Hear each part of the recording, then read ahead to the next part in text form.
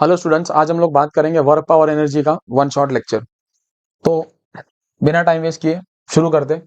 सबसे पहला जो टॉपिक है that is work done by constant force. कभी भी वर्क पावर एनर्जी के न्यूमेरिकल्स आएंगे तो पहले चेक कर लेना फोर्स को देख के, फोर्स का इक्वेशन देख के कि फोर्स कांस्टेंट है कि वेरिएबल है। कांस्टेंट रहेगा तो कांस्टेंट फोर्स हम लोग कैलकुलेट कैसे करते हैं?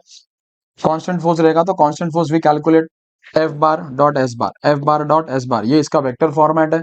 और अगर मैग्नीट्यूड की बात करूं तो मैग्नीट्यूड आएगा इसका एफ एस कॉस थीटा। उसमें थीटा क्या होता है? उसमें थीटा होता है angle between F and S, या F bar and S bar. Okay, अगर मैं थीटा की बात करूं, अगर मैं थीटा, इधर पे तीन केसेस आते। अगर मैं थीटा 0 पुट करूं तो क्या होगा वर्क डन की वैल्यू? अगर मैं थीटा 90 पुट करूं तो क्या होगा वैल्यू? और अगर मैं केस 3, अगर मैं थीटा 180 पुट करूंगा तो क्या आएगा वैल्यू? अगर मैं थीटा 0 पुट करता हूं तो कॉस 0 कितना हो जाएगा? 1 कॉस 0, 1 मतलब मैक्सिमम। ठीक है, तो वर्क डन क्या आएगा? Plus F S. ओके, यहां पर अगर मैं थीटा 90 पुट कर दूं केस 2 में, ओके, तो कॉस 90 0 हो जाएगा, तो वर्क डन 0 हो गया। और केस 3 में अगर थीटा 180 पुट कर दूं तो कॉस 180 इज -1, तो वर्क डन की वैल्यू आ जाएगी माइनस एफ एस। मतलब वर्क डन की वैल्यू जो है वो किसके बीच में टॉगल करेगी? प्लस एफ एस और माइनस एफ एस के बीच में टॉगल करेगी। ठीक है, और यहाँ पर मैंने ये जस्ट इसका एक डायग्रामेटिक रिप्रेजेंटेशन दिया है कि एक ऑब्जेक्ट है, उसके ऊपर फोर्स लग रहा है थीटा एंगल पे। फोर्स को मैंने रिजोल्व कर दिया। जब भी इंक्लाइन वेक्टर होता तो हम लोग उसको रिजोल्व कर देते, एक कंपोनेंट अलोंग एक्स एक्सिस, एक component along Y axis. Okay, and theta is with respect to horizontal, तो बाजू वाला जो कंपोनेंट उसको एफ कॉस थीटा बोला और एफ साइन थीटा बोला। और डिस्प्लेसमेंट एक्स एक्सिस के अलोंग हो रहा है। और वर्क डन का एक और एक तरीका है, वर्क डन हम लोग कैसे निकालते हैं? Work done is equal to force in the direction of displacement into displacement. तो डिस्प्लेसमेंट की डायरेक्शन में कौन सा फोर्स है? एफ कॉस थीटा, इसलिए यहाँ पर देखो एफ कॉस थीटा पुट किया। ओके, बट घूम फिर के कट शॉर्ट में, अगर work done by constant force है, work done by constant force है तो डायरेक्ट इसका फॉर्मूला है F bar dot S bar, और ये इसका मैग्नीट्यूड है। ओके, चलो आगे बात करते हैं। पहला सम देखो, the position of a particle moving along x axis is x equal to t minus t square, जहां पर एक्स मीटर में दिया है and t is in second. देखो उन लोग ने एक इंपॉर्टेंट डेटा दिया है कि जो पार्टिकल है वो एक्स एक्सिस के अलोंग ही मूव कर रहा है। ओके, अगर पार्टिकल एक्स एक्सिस के अलोंग मूव कर रहा है then the work done by the external agent, जो एक्सटर्नल एजेंट है वो कितना फोर्स लगा रहा है? 3i cap minus 3i cap plus 4j cap plus 12 k cap. और वो पूछ रहा है work done between the interval t is equal to 0 to t is equal to 2 seconds. अब देखो, अगर फोर्स देखो, फोर्स तीनों डायरेक्शन में लग रहा है, एक्स में भी लग रहा है, वाई में भी लग रहा है, जेड में भी लग रहा है, बट डिस्प्लेसमेंट कौन सा एक्सिस के अलॉन्ग हो रहा है? डिस्प्लेसमेंट हो रहा है सिर्फ और सिर्फ एक्स एक्सिस के अलॉन्ग। ये बात समझ में आया? तो जो भी हमारा वर्क डन होगा वो एक्स एक्सिस के अलॉन्ग ही होगा, वाई एक्सिस में और जेड एक्सिस में वर्क डन बिल्कुल भी नहीं होगा। अब यहाँ पर है ना, लकीली आई जे के टर्म्स में आंसर नहीं दिया है, वरना जो आई वाला टर्म होता होता उसको मैं सिलेक्ट करता और जे और के वाले टर्म्स को मैं निगलेक्ट कर देता। अभी इसमें और एक मॉडिफिकेशन मैं बता रहा हूं, अगर इनके समझो वो लोग ने सिर्फ ये डेटा दिया होता, find the work done if the particle is moving along x axis given by x equal to t minus t square, मतलब अगर फोर्स की वैल्यू नहीं दी होती और अगर पूछा रहता बिटवीन 0 टू 2 सेकंड, वो अपना मॉडिफिकेशन है। ओके, तो पहले अपन जो नॉर्मल क्वेश्चन, जो अपने को क्वेश्चन दिया उस हिसाब से पहले सॉल्व करते। तो वर्क डन का फॉर्मूला मुझे पता है, वर्क डन का फॉर्मूला क्या होता है? वर्क डन का फॉर्मूला होता है फोर्स इंटू डिस्प्लेसमेंट। तो सबसे पहले मैं डिस्प्लेसमेंट निकालूंगा, बरोबर है? जब particle at time t equal to 0, particle जहां पर भी होगा वो उसका इनिशियल डिस्प्लेसमेंट है, और टी इक्वल टू 2 सेकंड्स पे पार्टिकल जहां पर भी होगा वो उसका फाइनल डिस्प्लेसमेंट है। बराबर है कि नहीं? और डिस्प्लेसमेंट कैसे या मैं ऐसे बोल सकता हूँ, टी इक्वल टू 0 पे इनिशियल पोजीशन है और टी इक्वल टू 2 सेकंड पे उसका फाइनल पोजीशन है। और डिस्प्लेसमेंट हम लोग कैसे निकालते हैं? तो डिस्प्लेसमेंट हम लोग निकालते हैं final position minus initial position. तो मैं बोलूंगा x final minus x initial. तो एक्स फाइनल कितना रहेगा? Displacement is along x axis. तो सबसे पहले एट ये जो एक्स इक्वल टू जो टी माइनस टी स्क्वायर का जो इक्वेशन है, पहले इसके अंदर मैं पुट करता हूँ टाइम टी इक्वल टू 0। जब time t equal to 0 put करूंगा तो मुझे इनिशियल पोजीशन मिलेगा और वो कितना आ जाएगा? 0 आ जाएगा। और जब मैं time t is equal to 2 seconds put करूंगा तो मुझे इसका फाइनल पोजीशन मिलेगा और वो कितना आ जाएगा? 2 माइनस 4, मतलब -2 मीटर आ गया। ओके, तो यहां पर मैं लिखूंगा -2 i कैप -0 i कैप। तो डिस्प्लेसमेंट कितना आ गया? -2 i कैप आ गया। अब फोर्स गिवन है, फोर्स हम लोग को कितना गिवन है? F bar is -3 i cap plus 4j cap plus 12 k cap. Okay, ये फोर्स गिवन है। वर्क डन का फॉर्मूला हमारे पास है, फोर्स कितना दिया है? -3 i cap plus 4j cap plus 12k cap dot ये दिया है -2i कैप। अब यहां से स्केलर्स एंड वेक्टर्स का पार्ट आ जाता है, और अगर 3 इंटू 3 करूंगा तो -3 इंटू -2 कितना हो जाएगा 6i into I dot I self dot product is 1, और बाद में i into J0 i into K0, तो बाकी सब टर्म 0 हो जाएंगे। तो वर्क डन की वैल्यू कितनी आ जाएगी 6 न्यूटन। उस हिसाब से हम लोग का आंसर 6 न्यूटन नहीं 6 जूल। तो उस हिसाब से हम लोग का आंसर जो आएगा वो आएगा 6 जूल। अब ये था जो क्वेश्चन दिया था उस हिसाब से।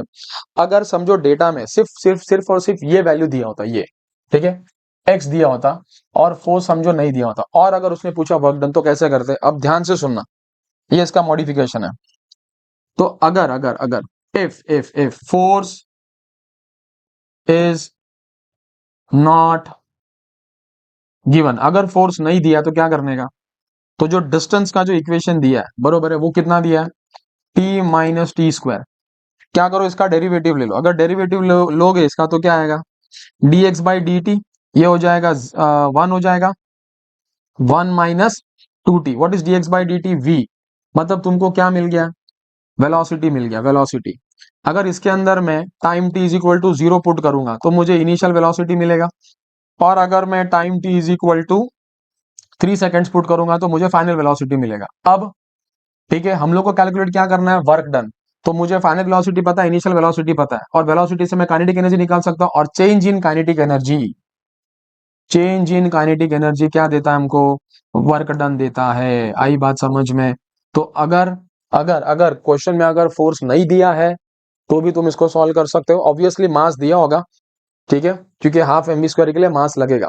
ओके, और अगर मास नहीं दिया रहेगा तो जो ऑप्शन होंगे वो मास के टर्म्स में होंगे। तो ये क्वेश्चन तुमको समझा। ओके, मैंने इसका मॉडिफिकेशन भी डिस्कस कर लिया, और जो नॉर्मल क्वेश्चन है उस हिसाब से भी कर लिया। ओके, चलो आगे बढ़ते हैं, नेक्स्ट सम देखते हैं।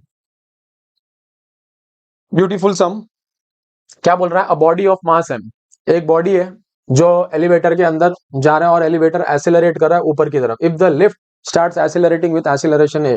अब जब ग्रेविटेशन की हम लोग ने बात की थी तो ग्रेविटेशन में या दूसरे भी चैप्टर्स में मैंने बहुत बार ये चीज बताई थी कि कभी भी एलिवेटर अगर ऊपर की तरफ जा रहा है तो उसका इफेक्ट, उसका जो जी रहेगा, जी इफेक्टिव कितना रहता है, या जी इफेक्टिव की बात करूं तो कितना रहता है जी प्लस ए होता है। अगर ऐसे अगर वो नीचे आ रहा है तो कितना रहेगा जी माइनस ए हो जाएगा बरोबर है, और अगर फ्री फॉल है तो जी 0 हो जाएगा। फिलहाल फिलहाल लिफ्ट एक्सेलरेट कर रहा है ऊपर की तरफ with an acceleration A in the upward direction starting from rest. तो टाइम कितना दिया है, टाइम ये जो है ठीक है, ये टाइम 0 पे एक्सेलरेट कर रहा है ऊपर की तरफ, और जाहिर सी बात है कुछ तो डिस्टेंस कवर करेगा। और अगर मुझे डिस्टेंस निकालना है बरोबर है, तो डिस्टेंस में कैसे निकाल सकता हूं, from t is equal to t seconds बरोबर है। टी सेकेंड जब टाइम 0 था तो इधर था, और टी सेकेंड्स में ये अपना कुछ डिस्प्लेसमेंट इसका होगा। तो अगर मैं डिस्टेंस डिस्प्लेसमेंट निकालने जाऊं तो फॉर्मूला क्या है U T plus half a t square. अब इनिशियल वेलोसिटी तो क्या है 0 है, क्योंकि उसने क्या बोला स्टार्टिंग फ्रॉम रेस्ट बोला है, तो u 0 हो गया, तो therefore s at t seconds बरोबर है कितना आ जाएगा हाफ ए टी स्क्वायर। आई बात समझ में। अब मुझे बताओ, ये एलिवेटर के अंदर ब्लॉक रखा है, ब्लॉक क्या कर रहा है, ब्लॉक अपना सारा वजन, ब्लॉक अपना सारा वजन किसको दे रहा है एलिवेटर के बॉटम को दे रहा है। तो बॉटम चुप नहीं बैठेगा, इस एक्शन का रिएक्शन आएगा। और नॉर्मल रिएक्शन जो होता है it is always perpendicular to the surface and towards the body. तो ये नॉर्मल रिएक्शन आ गया। आई बात समझ में। ओके, अब देखो हमको वर्क डन निकालना है, work done by the normal reaction बराबर ना, work done by the normal reaction. तो work done by the normal reaction, work done का फॉर्मूला क्या होता है फोर्स इनटू डिस्प्लेसमेंट। तो फोर्स एन हो गया, और नॉर्मल रिएक्शन जो है वो एन हो गया, फोर्स जो है वो नॉर्मल रिएक्शन के बराबर हो गया। और टी टाइम में कितना डिस्प्लेसमेंट हुआ एस हुआ। तो अच्छा एन किसके बराबर होगा, एन होगा एम जी के बराबर, नॉर्मल रिएक्शन ना बराबर ना। तो यहां पर है एन होता है एम जी के बराबर। Normal reaction is equal to weight, normal reaction is equal to weight, और वेट किसके बराबर होगा एम जी इफेक्टिव के बराबर होगा। आई बात समझ में। और जी इफेक्टिव किसके बराबर होता है जी प्लस ए के बराबर, तो एम इंटू जी प्लस ए। तो नॉर्मल रिएक्शन किसके बराबर आ जाएगा एम इंटू जी प्लस ए, और यहाँ पर ये कितना रहेगा half a T square. Okay, तो उस हिसाब से अगर ऑप्शन देखें हम लोग तो यहाँ पर कौन सा आता है half mass into acceleration g plus a t square. अगर इनकेस किसी स्टूडेंट को अगर नहीं समझा कि ये कहाँ से आया ये कहाँ से आया, ठीक है, तो मेरे को कमेंट में बता देना, मैं तुमको बाद में इसका प्रूफ भी दे दूंगा। ओके, ये कहाँ से आया। ओके, इसके टोटल 4 केसेस है, ये तो मैं चारों केस प्रूव करके दे दूंगा। कुछ भी नहीं समझ में आ रहा है तो ये कहीं ना कहीं से रिलेटेड है, नहीं समझ में आ रहा तो कमेंट सेक्शन में मुझे बता दो, मैं तुमको उसका छोटा सा प्रूफ भी दे दूंगा, लेकिन सम समझ के ले लो, सम एकदम अच्छा है। ओके, ये इतना समझ गया, देख लो, कुछ डाउट है तो पूछो।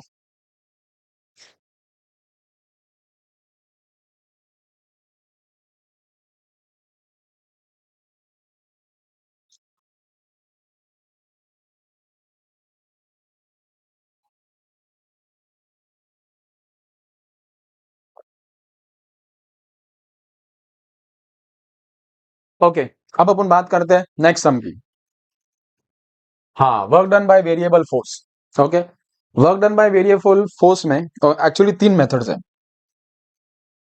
पहला, if force is given as a function of distance, अगर force is given as a function of distance तो ही वर्क डन, उस केस में ठीक है, it will be integration of F into D R from R1 to R2।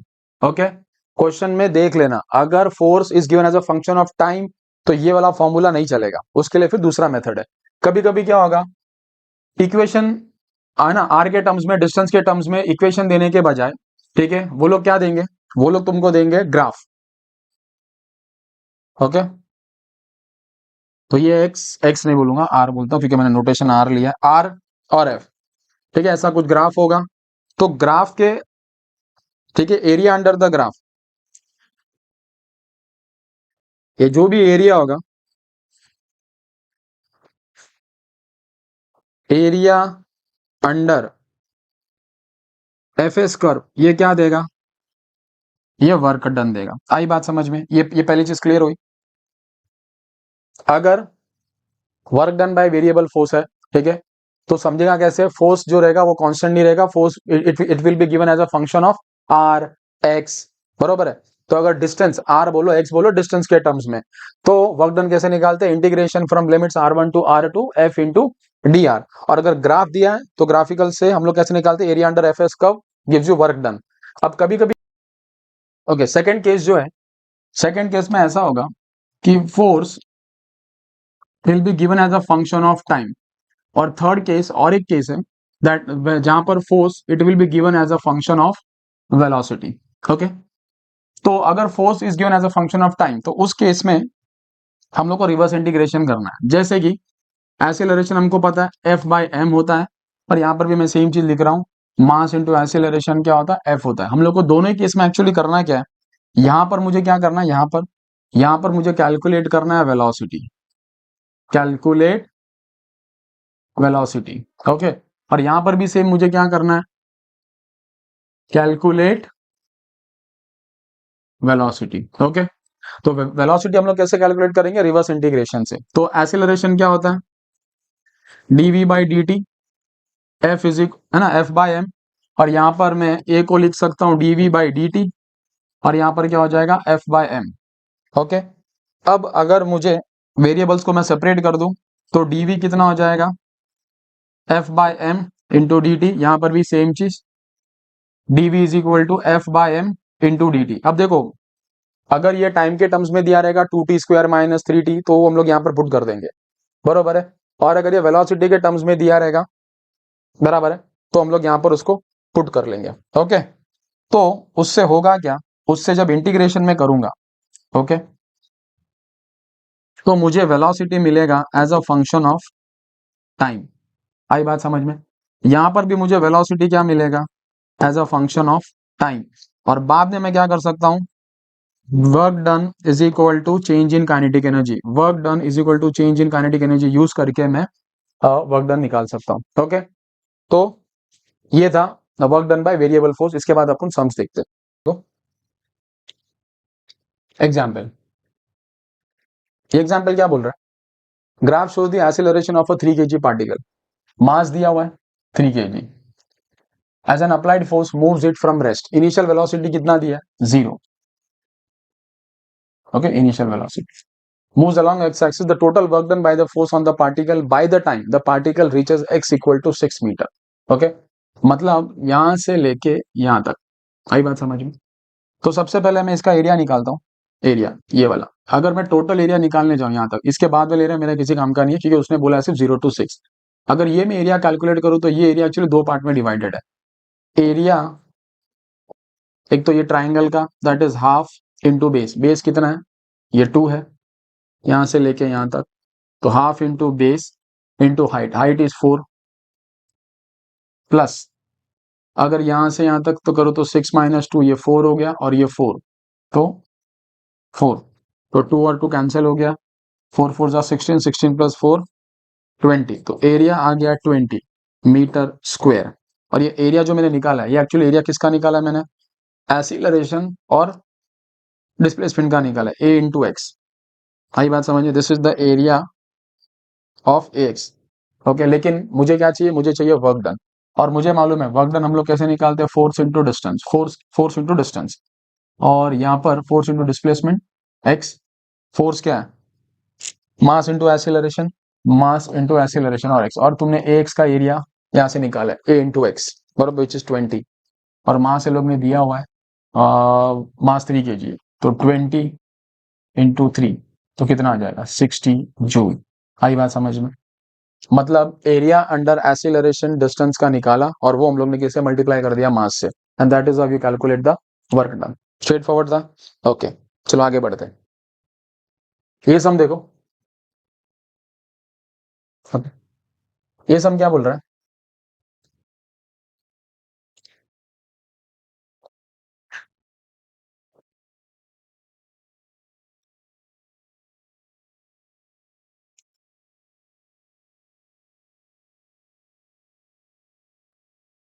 Okay,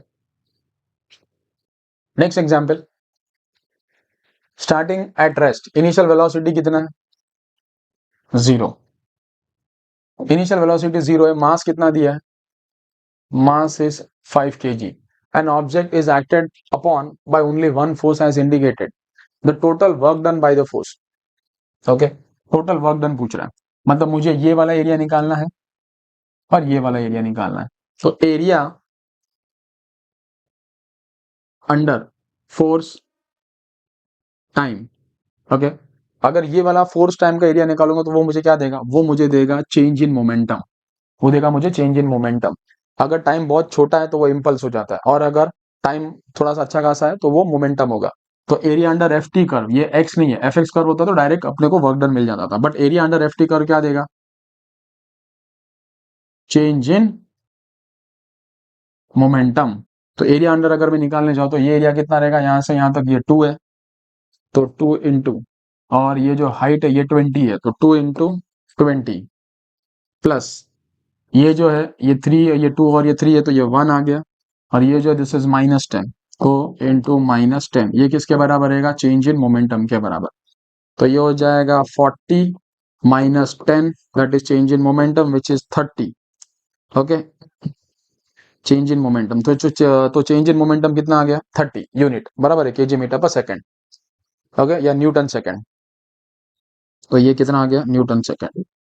लेकिन मुझे क्या चाहिए, मुझे चाहिए वर्क डन। अब मुझे पता है चेंज इन मोमेंटम क्या होता है, चेंज इन मोमेंटम होता है final momentum minus initial momentum, final momentum minus initial momentum कितना है, 30। फाइनल मोमेंटम मतलब एम वी फाइनल, और इनिशियल मोमेंटम मतलब m v initial is equal to 30। अब उसने बोला स्टार्टिंग फ्रॉम रेस्ट, तो ये टर्म 0 हो गया, तो एम वी फाइनल कितना आ गया, 30, तो वी फाइनल वेलोसिटी कितना आ जाए, एम कितना दिया, हम 5 ना, एम इज गिवन एज 5, तो ये कितना आ गया 6 मीटर पर सेकेंड। आई बात समझ में।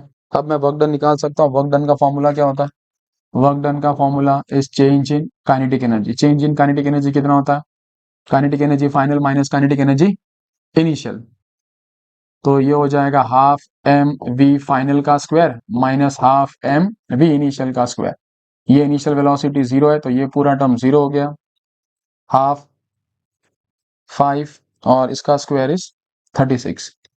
ओके, तो 2 1 जा 2 1 जा 2 2 8 जा, तो 5 8 जा 40 90, तो वर्क डन कितना आ जाता है 90 जूल्स। ओके, देख लो जो है नेक्स्ट सम जो है वो एक मॉडरेट से डिफिकल्ट लेवल का सम है और बहुत ही अच्छे लेवल का सम है। ओके, तो क्वेश्चन क्या बोल रहा है, क्वेश्चन ऐसा बोल रहा है, ये सम ऐसा है कि ऐसा समझो कि 100 में से कम इसको 95% लोग छोड़ ही देंगे, 5 ही लोग रहेंगे जो इसको सॉल्व करेंगे। क्वेश्चन ऐसा बोल रहा है work done bye a force, तो सबसे पहले मैं फोर्स की वैल्यू लिख लेता हूं। फोर्स की वैल्यू जो है that is a y square i cap plus 2x square a into j cap, where a is a constant और x और y जो है वो मीटर्स में है, around the path, work done पूछ रहा है अराउंड द पाथ। अभी बहुत सारे जन लोग मैक्सिमम स्टूडेंट्स को यही लगेगा कि total work done in a close path, total work done around the path is zero. लेकिन जीरो कब होता है? उसका कंडीशन है कि फोर्स जो दिया हुआ है वो कंजर्वेटिव है कि नॉन कंजर्वेटिव। अभी कंजर्वेटिव फोर्स कौन से होते हैं? इलेक्ट्रिक फोर्स कंजर्वेटिव होता है, ग्रेविटेशन फोर्स कंजर्वेटिव होता है, स्प्रिंग फोर्स कंजर्वेटिव होता है। लेकिन यहाँ पर हमने कुछ स्पेसिफाई नहीं किया है, तो पहले मुझे चेक करना पड़ेगा ये फोर्स कंजर्वेटिव है कि नॉन कंजर्वेटिव है। अगर फोर्स कंजर्वेटिव है तो वर्क डन क्या आएगा? जीरो आएगा। और अगर फोर्स नॉन कंजर्वेटिव है तो वैल्यू जीरो नहीं आएगी, कुछ नॉन जीरो वैल्यू होगी और वो मुझे कैलकुलेट करनी पड़ेगी।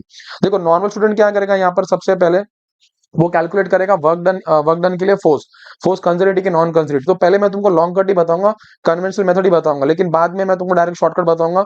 ओके, मेथड 2 जो तुमको फॉलो करना है। तो मेथड 1 जो है वो क्या बोलता है कि पहले नॉर्मल स्टूडेंट कोई भी क्या करेगा, चेक करेगा कि फोर्स कंजर्वेटिव है या नहीं है। और ये यहाँ पर चेक करने के लिए जो आता है उसका काम आता है डेल ऑपरेटर का। तो डेल क्रॉस एफ बार अगर जीरो आया तो ये तुमको क्या बताएगा कि फोर्स इज कंजर्वेटिव। और अगर डेल क्रॉस एफ बार अगर जीरो नहीं आया, नॉन जीरो कुछ वैल्यू है, मतलब फोर्स जो है वो नॉन कंजर्वेटिव है, वर्क डन जीरो नहीं आएगा। अब उसमें से सर डेल क्या होता है? तो डेल जो होता है ना, डेल ऑपरेटर, इसका वैल्यू होता है डेबा बाई डेबा एक्स आई कैप प्लस डेबा बाई डेबा वाई जे कैप प्लस डेबा बाई डेबा वाई के कैप, बरोबर है। अब ये जो डेल की वैल्यू ये है और फोर्स की वैल्यू मेरे पास यहाँ पर गिवन है। अगर दो वेक्टर का मुझे क्रॉस प्रोडक्ट निकालना है, तुम लोग कैसे निकालते हैं? दो वेक्टर का क्रॉस प्रोडक्ट हम लोग निकालते हैं डिटरमिनेंट से। तो यहाँ पर मैंने डिटरमिनेंट रेडी करके रखा हुआ है, आई कैप जे कैप के कैप। और अगर वैल्यूज की बात करूं तो ये वैल्यू प्लस है, ये वैल्यू माइनस है, ये वैल्यू प्लस है। अब फटाफट वैल्यूज पुट कर देते हैं। पहले अगर मैं डेल की बात करूं तो इसका कोएफिशिएंट है डेबा बाई डेबा एक्स, डेबा बाई डेबा वाई और डेबा बाई डेबा जेड। और अगर फोर्स की बात करूं तो यहाँ पर इसका कोएफिशिएंट है ए वाई स्क्वायर और यहाँ पर 2x square into A cap और ये जीरो आएगा। अब डिटरमिनेंट हम लोग को सॉल्व करने आना चाहिए। डिटरमिनेंट सॉल्व करने के लिए पहले आई कैप लूंगा मैं। ओके, और देखो आई कैप पहले इन दोनों को मल्टीप्लाई करूंगा, ये जीरो से सीधा गया तो जीरो हो जाता है वैल्यू, माइनस। अब जब ये यहाँ मल्टीप्लाई करूंगा तो क्या होगा? मुझे इसका डेरिवेटिव निकालना है with respect to z, but इसके अंदर कोई भी जेड टर्म है क्या? नहीं है। तो सीधा सीधा इसका डेरिवेटिव कितना हो जाएगा? जीरो हो जाएगा। बाद में बात करते हैं माइनस जे कैप। अगर माइनस जे कैप की बात करूं, इसको इससे मल्टीप्लाई करूंगा तो जीरो हो जाएगा, और इसको से मल्टीप्लाई करूंगा तो मुझे इसका डेरिवेटिव निकालना है with respect to z, but इसमें जेड टर्म है क्या? नहीं है। तो ये भी सीधा सीधा क्या हो जाएगा? जीरो। अब बचता है क्या? प्लस के कैप। अगर के कैप की बात करूं तो ये इसको मल्टीप्लाई करूंगा तो इसका डेरिवेटिव निकालना है मुझे विद रिस्पेक्ट टू एक्स। तो एक्स स्क्वायर का डेरिवेटिव क्या रहेगा? 2x, ऑलरेडी 2a है पहले से ही, तो ये हो जाएगा 4x है, माइनस ये इसके साथ जाएगा। तो मुझे इसका डेरिवेटिव निकालना है विद रिस्पेक्ट टू y, तो इसका डेरिवेटिव क्या रहेगा? 2ay। अब देखो देख के मुझे मालूम पड़ता है कि जो फाइनल वैल्यू आएगी ना वो आएगी के ए कैप 4x से minus 2ay which is not equal to zero. मतलब 4 जो है वो नॉन कंजर्वेटिव है। अब एग्जाम में जब भी आएगा ना, देखो कोई भी नॉर्मल स्टूडेंट ये स्टेप तो करने वाला है, बाद में उसको मालूम पड़ेगा कि फोर्स कंजर्वेटिव नहीं है, तो उसको वर्क डन कैलकुलेट करना ही पड़ेगा। तो मैं क्या बोलता हूँ, एग्जाम में ये स्टेप करो ही मत, सीधा सीधा वर्क डन कैलकुलेट करो। देखो अगर वो कंजर्वेटिव होगा ना तो ऑटोमेटिकली जीरो आ जाएगा, और अगर वो नॉन कंजर्वेटिव है तो तुम ये स्टेप करने से बच गए ना, तुमको डायरेक्टली जो भी वैल्यू आएगा वही उसका आंसर होगा। तो ये चीज तुमको समझी। अब ये स्टेप फिर यूज कब करने का? जब भी अगर एग्जाम में बोला है कि चेक करो फोर्स कंजर्वेटिव है कि नहीं है, तब तुम ये स्टेप यूज करो। आई बात समझ में? तो अभी मुझे क्या करना पड़ेगा? वर्क डन निकालना पड़ेगा इंडिविजुअली, अलग अलग पाथ का वर्क डन निकाल के फिर मैं ऐड कर दूंगा। तो सबसे पहले मैं नॉमेनक्लेचर कर देता हूँ। इस पॉइंट को मैंने ए बोला है, इसका कोऑर्डिनेट्स दिया हुआ है, इसका कोऑर्डिनेट्स में निकाल लेता हूँ d, 0। इस पॉइंट को मैंने बोला है बी, इस पॉइंट को मैंने बोला है सी, और इस पॉइंट को मैं बोलूंगा डी, और इसका कोऑर्डिनेट आएगा यहाँ पर चेंज क्या हो रहा है? डी, बरोबर है, सॉरी इधर पे आएगा 0, डी। ओके, यहाँ पर जो है वो y चेंज नहीं हो रहा है, x चेंज हो रहा है, ये इसके कोऑर्डिनेट्स है। अब बात करते हैं हम लोग इंडिविजुअली कैलकुलेट करेंगे वर्क डन। ओके, तो पहले मैं बात करता हूँ ए से लेके बी तक का। ए से लेकर मैं ए से लेके बी तक की बात करूं तो फोर्स जो है, फोर्स तो वेक्टर नोटेशन में गिवन है। यहाँ पर क्या चीज कांस्टेंट है, बराबर। अगर मैं देखने का तो y कांस्टेंट है, y कांस्टेंट है और इसकी वैल्यू जीरो है। तो अगर इसके अंदर मैं पुट कर दूं तो फोर्स की वैल्यू कितनी आ जाएगी? 2x स्क्वायर ए जे कैप। अब अगर तुम ध्यान से देखोगे फोर्स जो है वो जे के अलोंग लग रहा है, और डिस्प्लेसमेंट जो हो रहा है, डिस्प्लेसमेंट हो रहा है एक्स के अलोंग, ये एक्स है और ये वाई है, डिस्प्लेसमेंट हो रहा है एक्स के अलोंग। तो can I say since force is perpendicular to displacement, perpendicular to displacement. तो वर्क डन ए बी में कितना हो जाएगा, 0। ये बात समझ में आई क्या? अब मैं कहां से कहां तक का वर्क डन निकालूंगा? अब मैं निकालूंगा बी से लेके सी तक का। तो बी से लेके अगर सी तक मैं बात करूं तो मुझे बताओ कौन सी चीज कांस्टेंट है? एक्स कांस्टेंट है, वाई चेंज हो रहा है। एक्स कांस्टेंट है और वाई चेंज हो रहा है। तो ये जो इक्वेशन है ना, ये वाले इसके अंदर मैं क्या करता हूं, देखो क्या चेंज हो रहा है।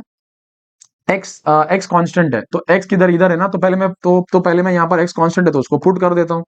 तो ये हो जाएगा एफ बार हो जाएगा A y square i cap plus 2d square into j cap, क्योंकि एक्स कांस्टेंट है ना तो मैंने वो वहां पर पुट कर दिया।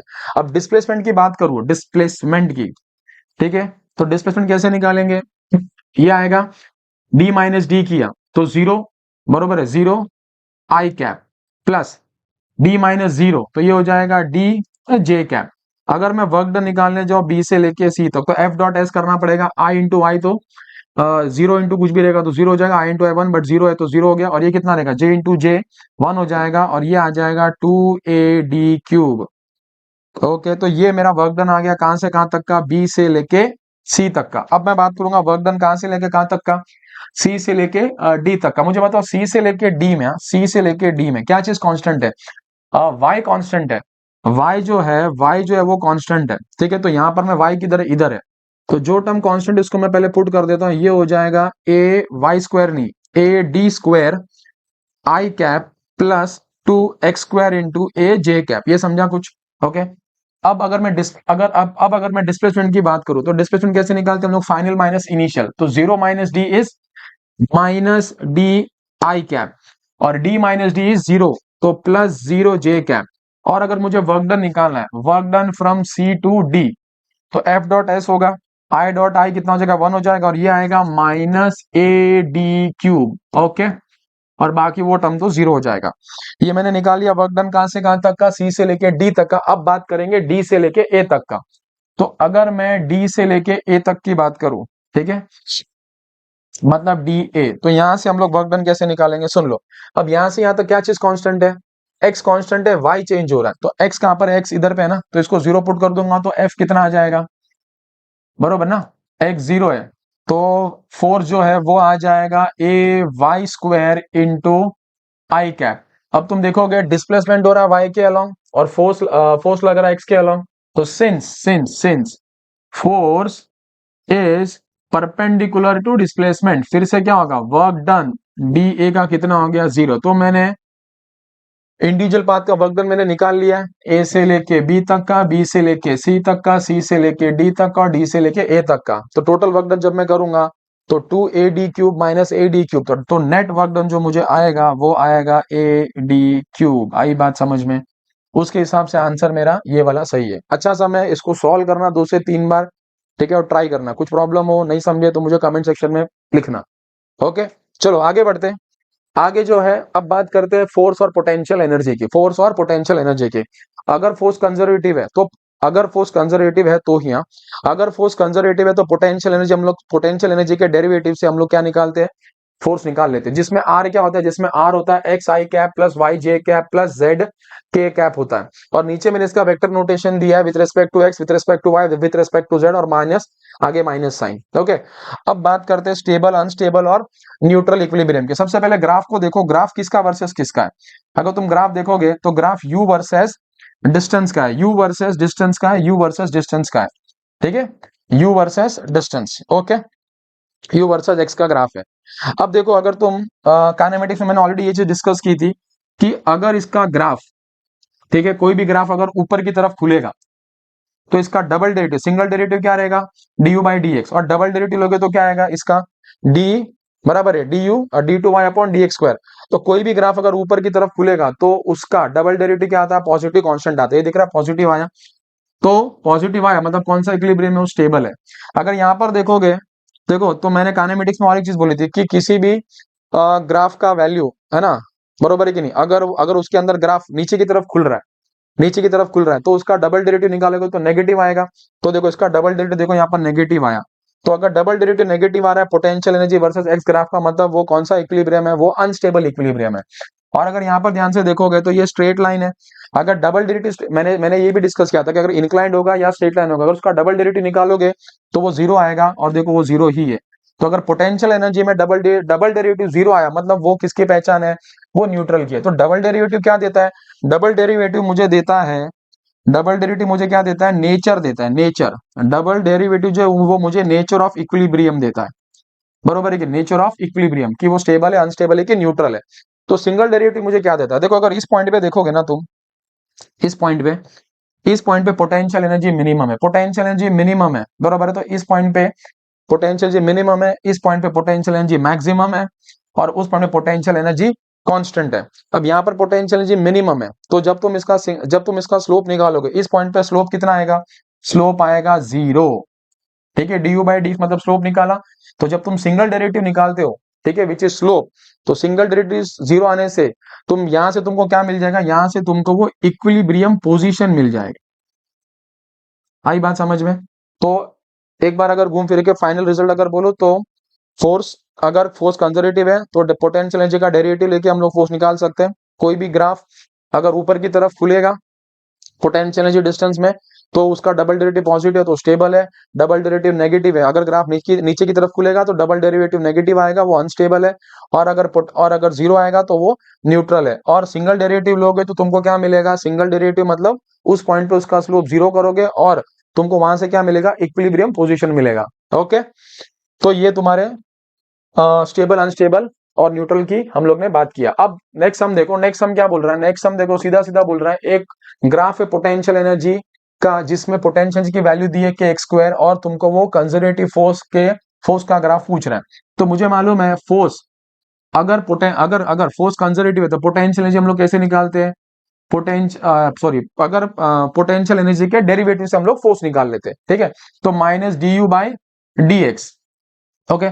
तो यहाँ पर minus D by d x, और एक्स कितना दिया है, के इंटू एक्स स्क्वायर, के तो कांस्टेंट है तो ये आ जाएगा माइनस टू के इंटू एक्स। अगर इसको मैं कंपेयर करूं किससे, y is equal to m into x है, तो एफ फोर जो y एक्सिस पे गया, एक्स पे तो एक्स ही है, और स्लोप देखोगे तो नेगेटिव आएगा, तो उस हिसाब से जो ग्राफ आएगा वो ये वाला ग्राफ आएगा। ओके, एकदम क्लियर है।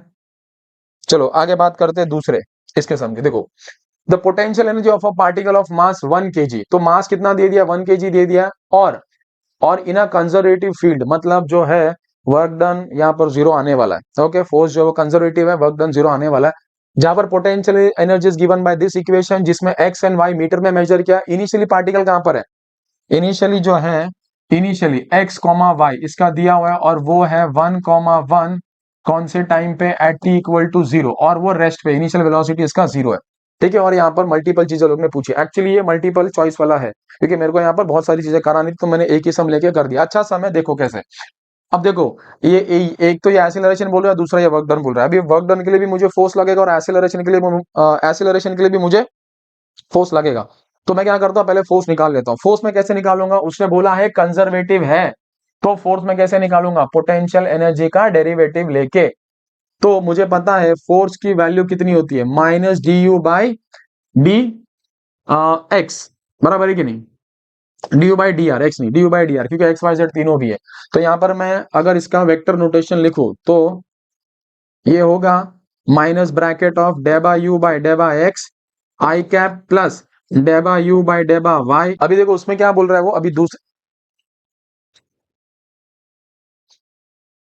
ओके, तो यहाँ पर एक्सेलरेशन आ गया 6 √5 मीटर पर सेकंड स्क्वायर। अभी नेक्स्ट में क्या बोल रहा है, वर्क डन निकालने बोल रहा है।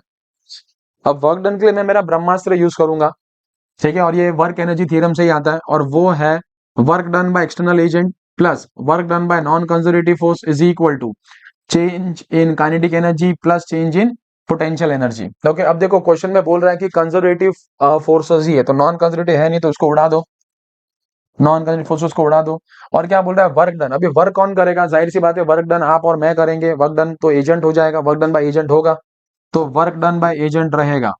और kinetic energy, change in kinetic energy कितना रहेगा, देखो उसने बहुत इंपॉर्टेंटली तुमको एक हिंट दे दिया, स्लोली, बहुत धीरे धीरे ला रहे हो, इतना धीरे ला रहे हो कि वेलोसिटी ऑलमोस्ट जीरो ही लग रही है, तो चेंज इन काइनेटिक एनर्जी भी कितनी रहेगी, जीरो, इसको भी उड़ा दो। अब बचता है ये डेल्टा यू, तो work done by external agent रहेगा you final minus you initial. U final के लिए मैं क्या करूंगा, यू फाइनल कहां पर लेकर आना है, मुझे ओरिजिन पे लेकर आना है, तो एक्स और वाई में कितने डालूंगा मैं, एक्स फाइनल है ना जो रहेगा, एक्स फाइनल और वाई फाइनल, जीरो जीरो, अगर जीरो जीरो डालू तो मुझे यू फाइनल जीरो मिल जाएगा, और इनिशियल के लिए मैं कितना डालूंगा, वन और वन, तो ये हो जाएगा 3 और प्लस 6 मतलब 9। तो वर्क डन बाय एजेंट कितना आएगा, -9 जूल। तो उस हिसाब से मेरा ये आंसर गलत है और ये आंसर सही है। ओके, तो अच्छा समझा, आगे बात करते हैं। ओके, नेक्स्ट पार्ट जो है वो काइनेटिक एनर्जी और मोमेंटम का है। अगर काइनेटिक एनर्जी और मोमेंटम का जो बेसिक रिलेशन है, जो बेसिक फॉर्मूला है वो है, kinetic energy is equal to p square by 2m। ये एक बेसिक सा फॉर्मूला है। अगर कभी कभी वो लोग ने परसेंटेज चेंज दिया रहेगा मोमेंटम का, तो उस केस में हम लोग percentage change in kinetic energy कैसे निकालते हैं, percentage change in kinetic energy it will be equal to final momentum minus initial momentum divide by final momentum into 100। और एक चीज, अगर कभी कभी डेटा में अगर दिया है कि ये जो परसेंटेज चेंज इन मोमेंटम है वो 10% से कम है, तो हम लोग डायरेक्ट एरर वाला फॉर्मेट यूज करेंगे, और वो क्या बोलेगा, वो बोलेगा delta K E by K E is equal to 2 times of delta P by P. आई बात समझ में, अगर 10% से कम है तो।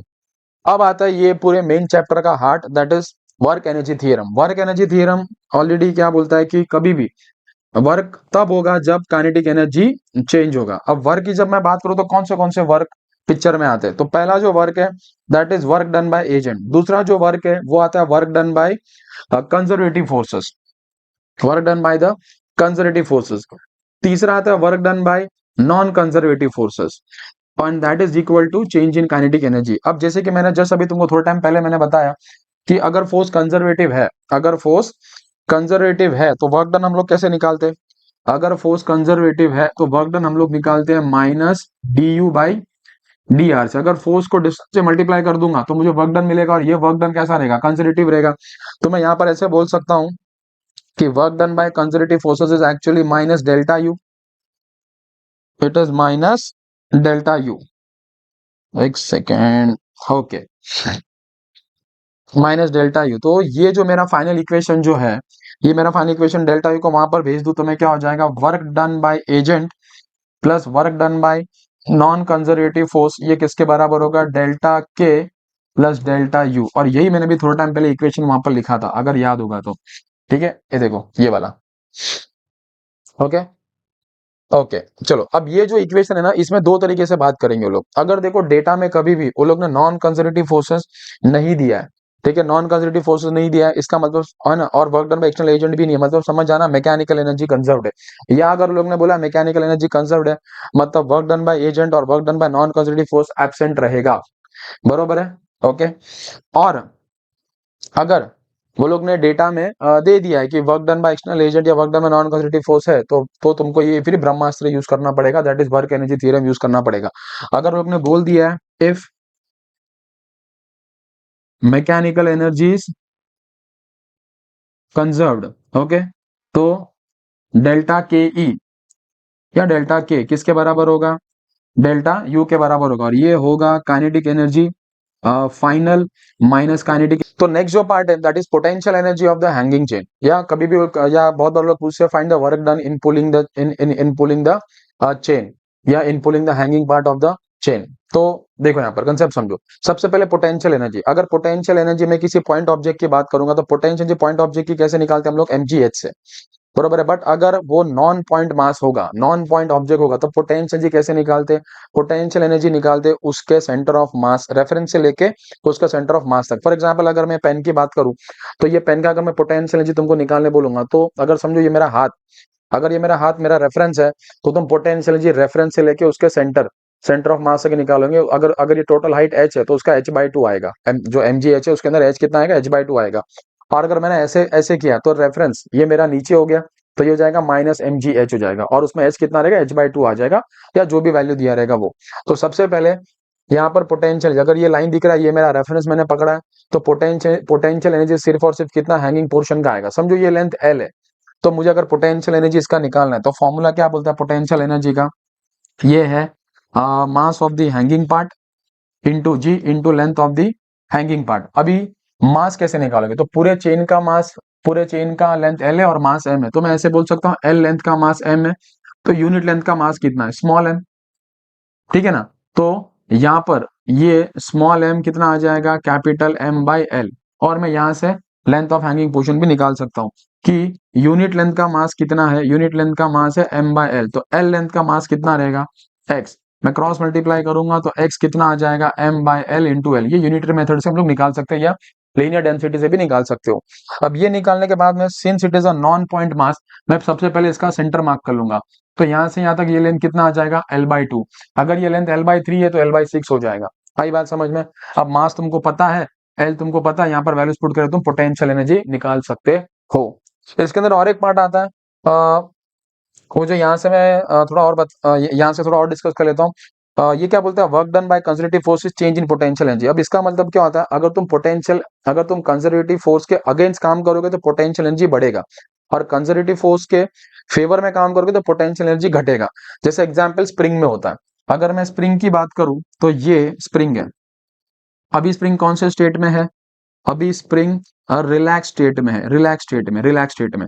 अगर मैंने स्प्रिंग को पकड़ के मैंने इसको पुल किया, बरोबर है, तो हमेशा डिस्प्लेस डिस्टेंस कहां से मेजर करते हैं, उसके रिलैक्स स्टेट से।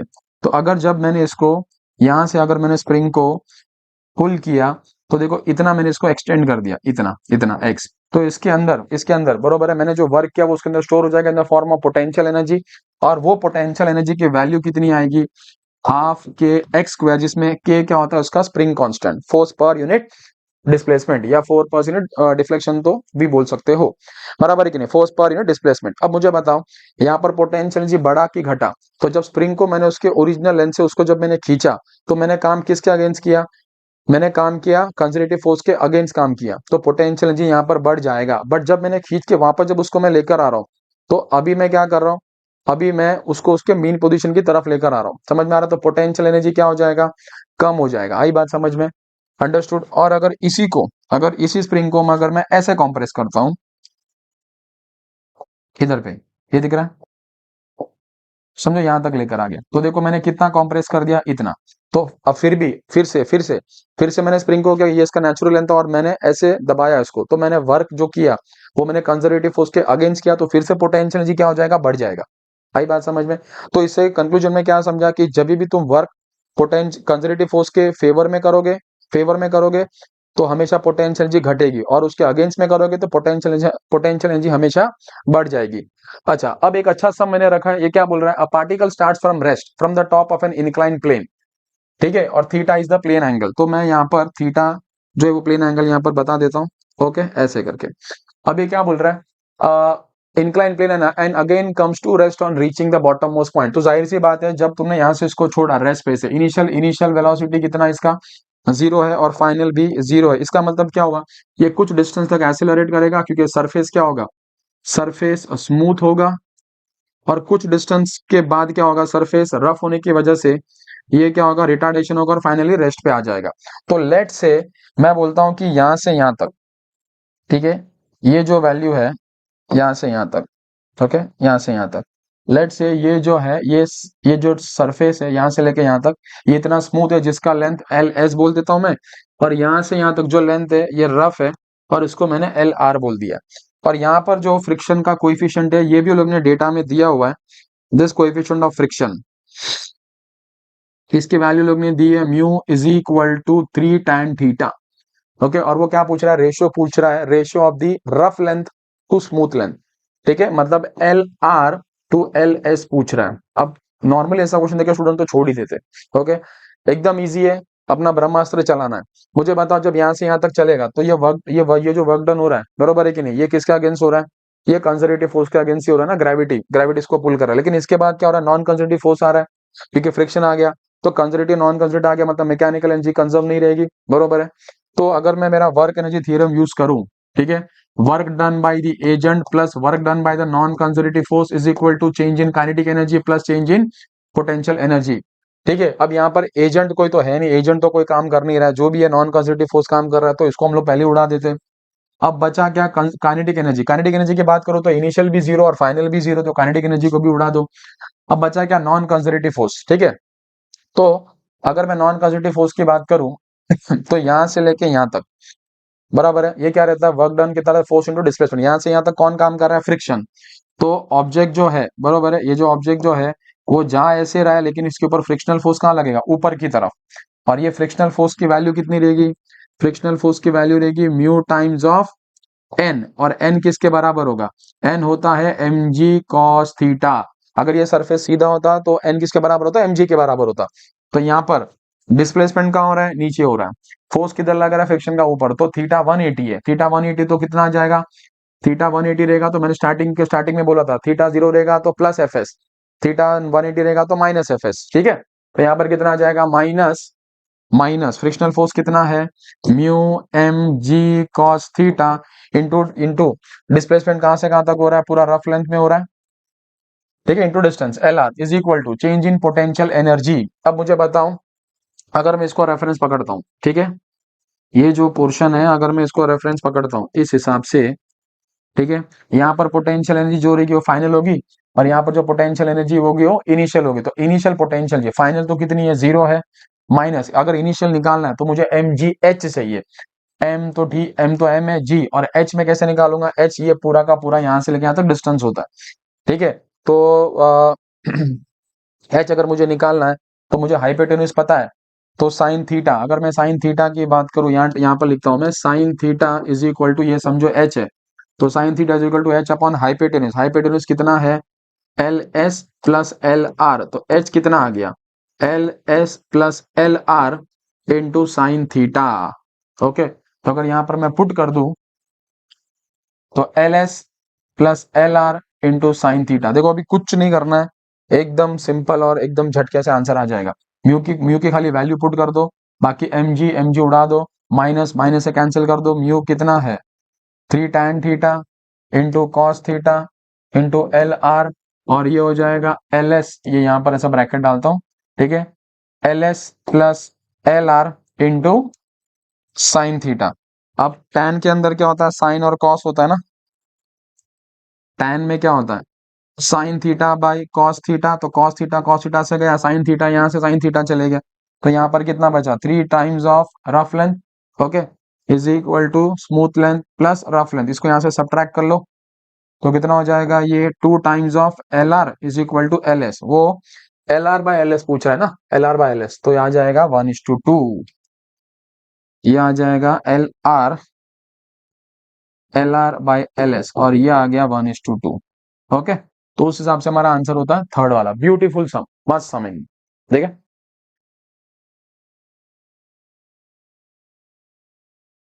अभी देखो फिर से, ये नेक्स्ट सम देखो, ये सम क्या बोल रहा है कि in the track shown in the figure section A B, तो वो क्या बोल रहा है, ए से लेके बी तक, ए से लेके बी तक, ए से लेके बी तक कंजर्वेटिव फोर्स है तो कुछ प्रॉब्लम ही नहीं है, सर्कल ऑफ 1 मीटर रेडियस, अब block is release at rest, initial speed कितना है इसका, 0 है, एंड स्लाइड्स विदाउट फ्रिक्शन, बराबर है, मतलब कंजर्वेटिव फोर्स अपना काम कर रहा है, ठीक है, until it reaches point B, B तक कुछ प्रॉब्लम नहीं है, after B it moves on a rough horizontal floor, मतलब यहां से यहां तक कुछ डिस्टेंस जो है वो रफ है, और ये तुम्हारा पार्ट क्या है, स्मूथ है, तो पहले एक्सेलरेट करेगा, इस पॉइंट के बाद क्या करेगा, फिर से डिसेलरेट करेगा, और फाइनली कम्स टू रेस्ट, मतलब फाइनल वेलोसिटी कितना हो गया, 0 हो गया। कितना डिस्टेंस पे जाके ये रेस्ट, कितना डिस्टेंस बी से जाके रेस्ट पे आया, तो ये है 3 metre. What is the coefficient of friction between the floor and the body, मतलब वो यहाँ पर कोएफिशिएंट ऑफ फ्रिक्शन पूछ रहा है, म्यू की वैल्यू पूछ रहा है, ओके, तो कुछ नहीं, अपन अपना ब्रह्मास्त्र चलाएंगे और कुछ नहीं।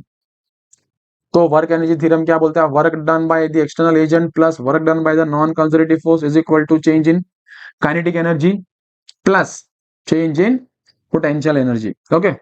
तो एक्स एजेंट है नहीं, तो एजेंट को उड़ा दो यहां से सीधा सीधा।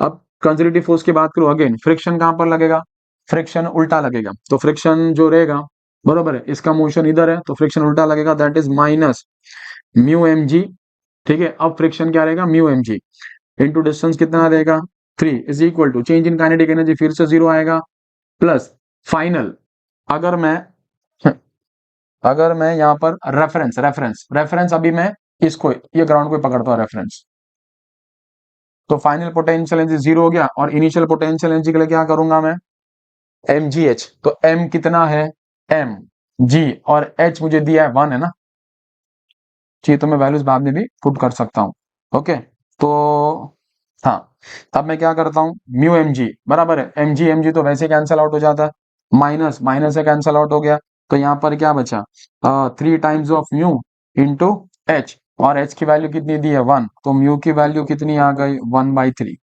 तो उस हिसाब से आंसर हमारा कितना है, ए वाला ऑप्शन है। ओके, देख लो। नेक्स्ट सम देखो, नेक्स्ट सम क्या बोल रहा है, a block of 1 kg falls from a height of 5 metre on a vertical spring fasten to horizontal board. तो लेट से ये वो बोर्ड है, ओके, और यहां पर स्प्रिंग को मैंने, ठीक है, फिक्स किया हुआ है, और एक ब्लॉक है, लेट से ब्लॉक, ये वो ब्लॉक है, और ये मेरा रेफरेंस है।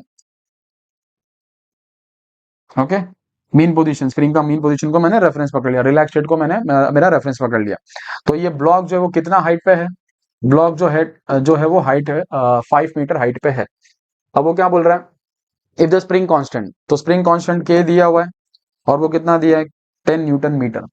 और वो क्या बोल रहा है, maximum compression the spring that undergoes, जब तुम ब्लॉक को छोड़ोगे तो इसके ऊपर कौन सा फोर्स लग रहा है, ग्रेविटी वाला लग रहा है, और ग्रेविटी कंजर्वेटिव फोर्स है।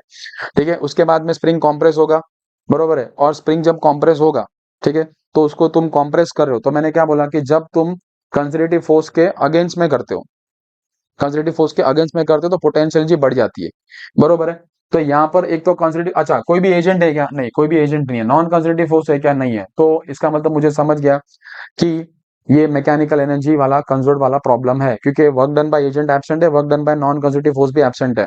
ठीक है, तो उस केस में क्या होगा, मैकेनिकल एनर्जी कंजर्व रहेगी, मैकेनिकल एनर्जी कंजर्व रहेगी, मतलब kinetic energy initial plus potential energy initial किसके बराबर होगी, kinetic energy final plus potential energy final के बराबर होगी।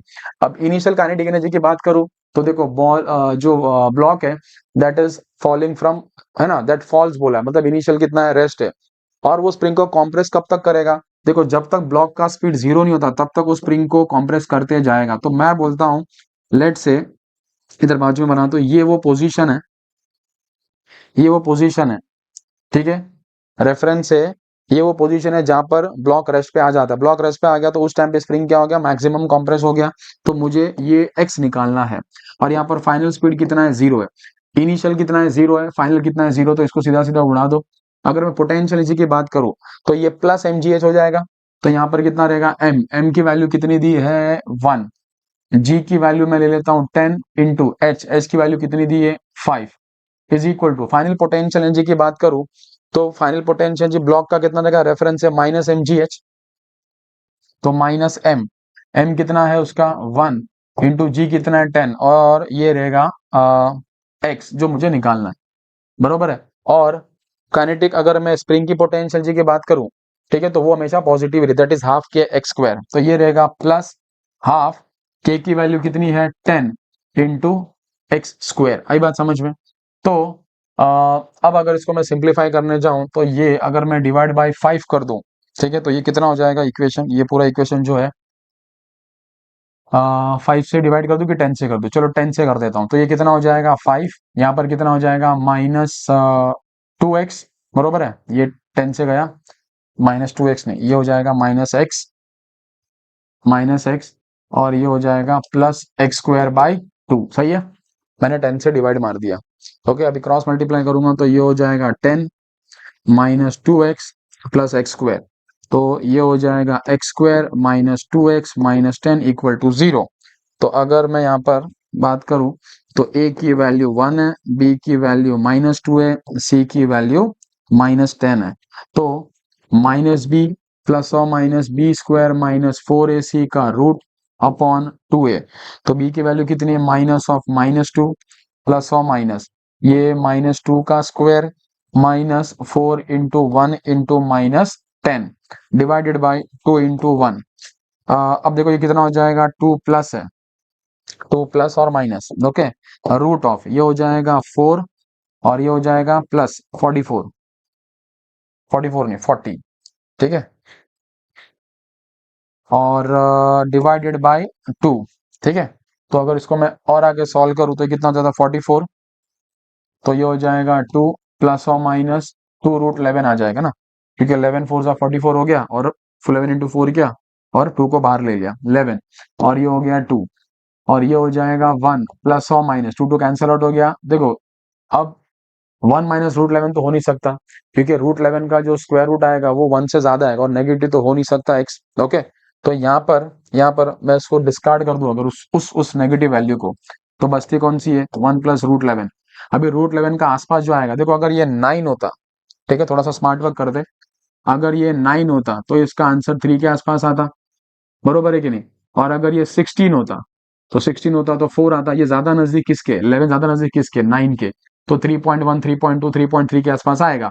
तो अप्रोक्सीमेटली पकड़ो 3.3, तो टोटल आंसर कितना आ गया, 4 4 पॉइंट, ठीक है, 4.3 के आसपास आएगा,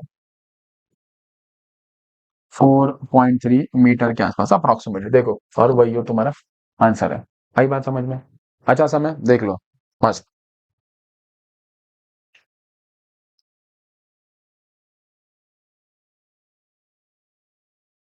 ओके नेक्स्ट हम देखो, नेक्स्ट एग्जांपल क्या बोल रहा है। अब देखो इसके दो मेथड से सॉल्व करने के, एक है ऑसिलेशन से भी कर सकते हो, दूसरा वर्क पावर एनर्जी से। ऑसिलेशन से करना रहेगा तो कैसे करेंगे, सुन लो। ये क्या बोल रहा है, one end of the block is placed on a smooth horizontal surface with a spring constant of के, तो के का वैल्यू लोग ने दिया हुआ है 100, ठीक है। और क्या बोल रहा है, one end of the spring is attach with a wall, वो जो कि डायग्राम में दिख रहा है। Suddenly a constant horizontal force of 10 Newton is acting. देखो ये जो स्प्रिंग है ये रिलैक्स पोजीशन है, तो अभी इसके अंदर स्प्रिंग के अंदर जो फोर्स है वो जीरो है, ठीक है, पोटेंशियल एनर्जी जीरो है। लेकिन जैसे मैं इस पोजीशन से खींचना शुरू करूंगा, बरोबर है, क्या होगा, जैसे जैसे मैं स्प्रिंग को खींचना शुरू करूंगा इसके अंदर का इंटरनल रिस्टोरिंग फोर्स बढ़ते जाएगा। एक टाइम ऐसा आएगा जब ये फोर्स इनिशियली क्या होगा, ये फोर्स ज्यादा होगा, ये फोर्स कम होगा। लेकिन जैसे जैसे मैं इसको मैं खींचते जाऊंगा एक टाइम ऐसा आएगा जब ये फोर्स इसके बराबर हो जाएगा। तो लेट से ये वो डिस्टेंस है एक्स, ठीक है, एक्स नहीं बोलता हूँ, लेट से ये वो डिस्टेंस है जहां पर क्या हो गया, फोर्स, ये जो फोर्स है वो किसके बराबर हो गया, स्प्रिंग के इंटरनल स्टोरिंग फोर्स के बराबर हो गया। अगर यहाँ पर फोर्स अगर बराबर हो गया मतलब यहाँ पर क्या होगा, नेट फोर्स जीरो हो गया, नेट फोर्स जीरो हो गया मतलब ये एक्चुअली मीन पोजीशन हो गया। तो उस हिसाब से ये राइट एक्सट्रीम हो गया, लेफ्ट एक्सट्रीम हो गया। ओके, अगर यहाँ पर नेट फोर्स जीरो हो गया इसका मतलब एक्सीलरेशन कितना हो गया, नेट फोर्स जीरो हो गया, मतलब एक्सीलरेशन कितना हो जाएगा, जीरो हो गया। एक्सीलरेशन जीरो हो गया लेकिन वेलोसिटी कितनी है, मैक्सिमम है। अगर वेलोसिटी इसके अंदर मैक्सिमम है तो जो वेलोसिटी आ गई है उस वेलोसिटी से क्या करेगा ये और आगे जाएगा, समझो एक्स, ये एक्स डिस्टेंस और मूव करेगा, और ये यहाँ तक आके इसका फाइनल स्पीड कितना हो जाएगा, ये हो जाएगा जीरो। और ये इसका इनिशियल था, ये भी जीरो था, और ये भी फाइनल था, इसका जीरो था, ये समझा। तो और बाद में क्या होगा, ये इसके बीच में ऐसे ऑसिलेट करते जाएगा। तो हम लोग ऑसिलेशन से भी निकाल सकते हैं। और सिंस मैं वर्क पावर एनर्जी की बात कर रहा हूँ तो मैं वर्क पावर एनर्जी से इसको निकालता हूँ, कैसे, सुन लो। सबसे पहले तो स्मूथ हॉरिजॉन्टल सरफेस बोला है तो नॉन कंजर्वेटिव फोर्स है नहीं, तो work done by agent, agent का काम कौन कर रहा है, ये 10 न्यूटन एजेंट का काम कर रहा है। और यहाँ से यहाँ तक जो डिस्टेंस है हमेशा मेजर कहाँ से करते हैं, एक्स रिलैक्स्ड पोजीशन से। ओके, तो ये work done by external agent हो गया, और work done by non conservative force is equal to change in kinetic energy plus change in potential energy. इसको उड़ा दो, ये कुछ काम का नहीं है। Work done by external agent ये एफ, एफ इंटू एक्स, तो ये कितना हो जाएगा 10, ओके, और इंटू एक्स तो ये आ जाएगा 10x, और यहाँ पर कितना आ गया, ये change in kinetic energy, initial भी जीरो फाइनल भी जीरो, तो उसको भी उड़ा दो। Change in potential, change in potential कितना रहेगा, इनिशियल तो जीरो है, फाइनल कितना आ जाएगा, हाफ के एक्स स्क्वायर, तो ये आ जाएगा हाफ, ठीक है, हाफ के इंटू एक्स स्क्वायर। ओके, तो इसमें से क्या क्या चीजें कैंसिल आउट हो रही है, एक्स एक्स से कैंसिल आउट हो गया, तो 10 is equal to half into k की वैल्यू 100 है इंटू एक्स, तो 10 वन जा 10 10 जा, तो कितना आ जाएगा ये 2/10 इज इक्वल टू एक्स, तो एक्स कितना आ गया 0.2 मीटर आ गया। बट एक्स मैंने क्या निकाला, एक्स तो मैंने इसका इलांगेशन निकाला है, मुझे क्या चाहिए, potential energy when the blocks, ठीक है, ब्लॉक इधर पे आके स्टॉप करेगा तो स्प्रिंग उस टाइम पे इतना स्ट्रेच हो जाएगा, बराबर है। तो इसके अंदर पोटेंशियल जो स्टोर होगा वो कितना होगा, वो होगा हाफ के एक्स स्क्वायर, तो हाफ इंटू 100, और ये x कितना हो जाएगा, x 0.2 है ना, 2 मतलब कितना हो जाएगा, 0.2 को मैं ऐसे भी लिख सकता हूँ 2 इंटू 10⁻⁻1, तो ये हो जाएगा 4 इंटू 10⁻⁻2, ये और ये जीरो हो गया, और 2 वन जा और 2 टू जा, तो फाइनल पोटेंशियल एनर्जी कितना आ गया, 2 जूल आ गया। आई बात समझ में, ओके। अच्छा, अब नेक्स्ट हम देखो, a chain is lying on a frictionless table, frictionless बोल दिया मतलब नॉन कंजर्वेटिव फोर्स कितना हो गया, जीरो हो गया, ठीक है। अब वो क्या बोल रहा है, such that it's 1/5 part is hanging. तो ये जो पोर्शन है, ये जो पोर्शन है, ये लेंथ जो हैंगिंग पार्ट का दिया है, ये कितना दिया है 1/5। बट हमको कहाँ से चाहिए, हमको यहाँ से चाहिए सेंटर ऑफ मास तक। तो ये कितना रहेगा, L/10 हो गया। ओके। अब क्या बोल रहा है, if the length of the chain is L and its mass is M, then the work done in pulling up the part slowly, देखो कभी भी स्लोली बोला मतलब काइनेटिक एनर्जी कितना आ जाता है, चेंज इन काइनेटिक एनर्जी 0 हो जाता है, विल बी। तो जब मैं इसको चेन को ऊपर लेकर आऊंगा, ओके, अगर ये चेन को जब मैं ऊपर लेकर आ गया इधर पे, तो मुझे बताओ, अगर मैं इसका रेफरेंस, अगर ये मेरा रेफरेंस है, ठीक है, तो potential energy, final potential energy कितना हो जाएगा, 0 हो जाएगा, मतलब फाइनल पोटेंशियल एनर्जी 0। तो इनिशियल पोटेंशियल एनर्जी जो भी रहेगा वो सिर्फ हैंगिंग पार्ट का रहेगा।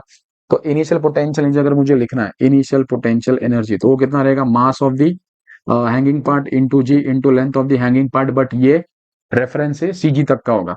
तो मास कैसे लिखेंगे, मास, मास जो हैंगिंग पार्ट का जो मास है, पूरा लेंथ कितना एल है, पूरा लेंथ एल है ना, एल लेंथ का मास कितना है, स्मॉल एम, तो हैंगिंग पार्ट कितना है L/5, तो मास कितना हो जाएगा M/5।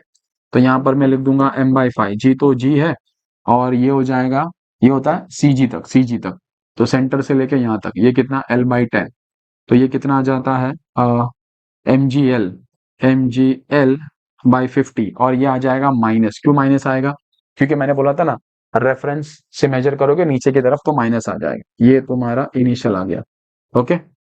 अब ब्रह्मास्त्र यूज कर लेते हैं, work done by agent plus work done by non conservative force is equal to change in kinetic energy plus change in potential energy. तो क्या हो जाएगा, वर्क डन बाय एजेंट कोई है नहीं तो इसको उड़ा दो, work done by non conservative इसको भी उड़ा दो, चेंज इन काइनेटिक एनर्जी इसको भी उड़ा दो। ओके। और फाइनली क्या बचेगा, ये बचेगा U final minus you initial equal to 0। ठीक है। एजेंट तो जाएगा नहीं ना। ओके। तो अपना ब्रह्मास्त्र यूज कर लो, work done by the agent plus work done by non conservative force plus change in potential energy और change in kinetic energy. Okay. अब एजेंट का काम कौन कर रहा है, हम लोग इसको पुल कर रहे हैं, तो वर्क डन बाय एजेंट तो है, नॉन कंजर्वेटिव फोर्स है नहीं, बराबर, क्योंकि उसने फ्रिक्शनलेस बोला है तो इसको उड़ा दो। Change in kinetic energy slowly उसने बोला है तो चाहे चेंज इन काइनेटिक एनर्जी को भी उड़ा दो, और ये रहेगा you final minus you initial.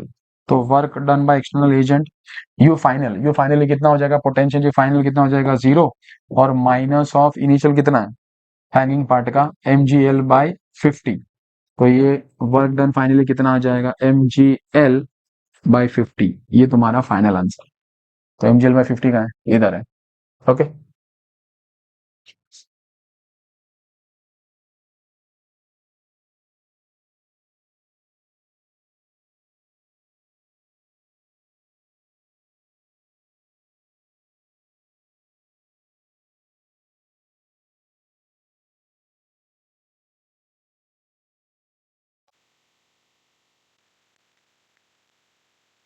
Hello.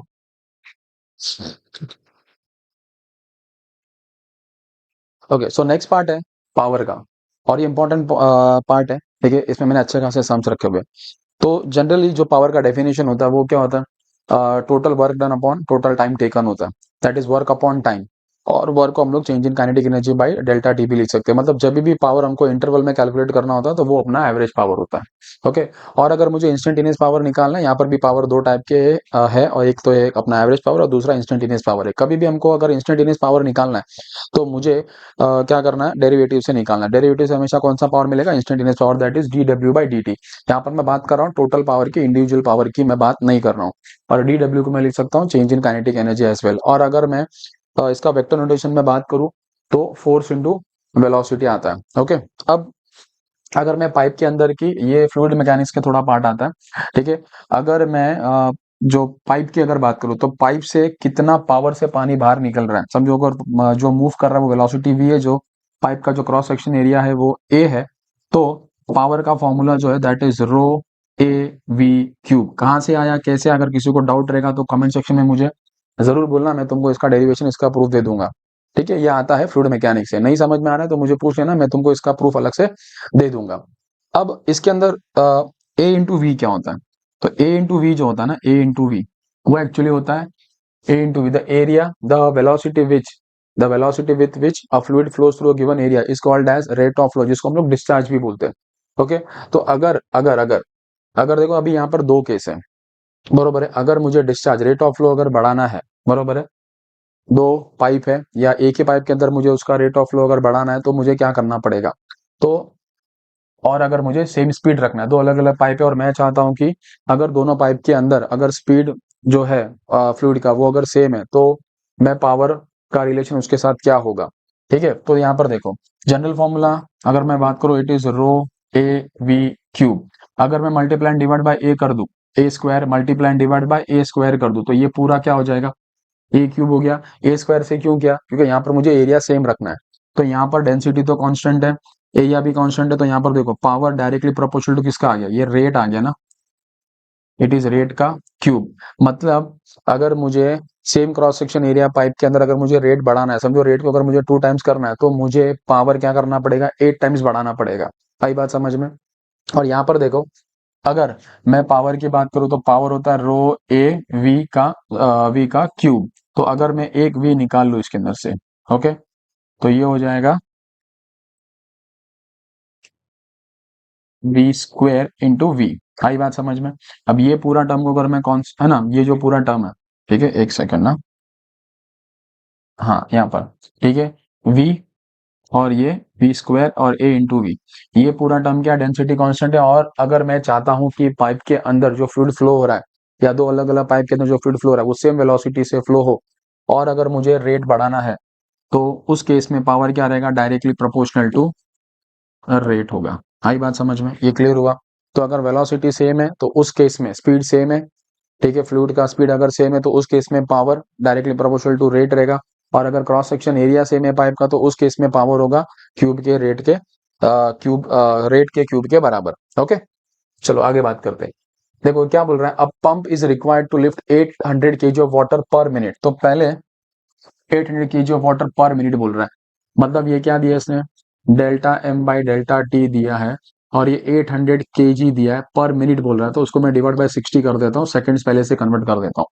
From a 10 metre deep well, तो समझो एक वेल है, अब वेल के अंदर पानी जो रहेगा वो ऐसा मूव तो करेगा नहीं, बरोबर है, वो तो साइलेंट रहेगा। ओके, अब यहाँ पर एक पंप है, ये वो पंप है, ये वो पंप है जो क्या कर रहा है,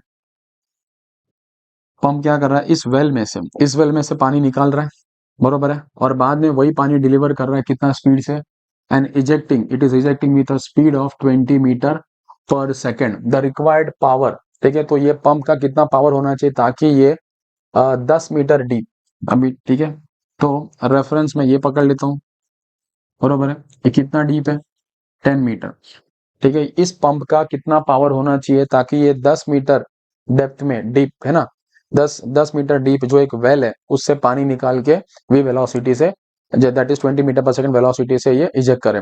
तो देखो यहाँ पर पंप है ना, एक्चुअली पंप दो काम कर रहा है, कौन से काम कर रहा है, एक तो देखो यहाँ से फ्लूइड उठा रहा है, फ्लूइड वाटर उठा रहा है और उसको मूव करा रहा है, मतलब वो काइनेटिक एनर्जी चेंज कर रहा है। और दूसरा, अगर मैं पोटेंशियल एनर्जी की बात करूं, बरोबर, यहाँ से उठा के यहाँ यहाँ पर लेकर आ रहा है, तो पोटेंशियल एनर्जी भी चेंज कर रहा है। आई बात समझ में।